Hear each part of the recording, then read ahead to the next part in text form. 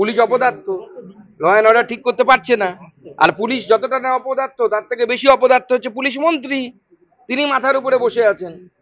Police মন্ত্রী মমতা বন্দ্যোপাধ্যায়, কনস্টিটিউয়েন্সির এমপির নাম হচ্ছে অভিষেক বন্দ্যোপাধ্যায়, তারপরেও যদি 163 এতদিন ধরে রাখতে হয় তাহলে বোঝা যাচ্ছে তো অপদার্থতার সীমা কি। আর এই অপদার্থতা ঢাকার জন্যই কখনো শিখ সম্প্রদায়কে আগে করা হচ্ছে, কখনো অমুক সম্প্রদায়কে আগে করা হচ্ছে। মনে রাখবেন, মমতা বন্দ্যোপাধ্যায় এখনো জোরাবর সিং ফতেহ সিং সম্পর্কে জানে না।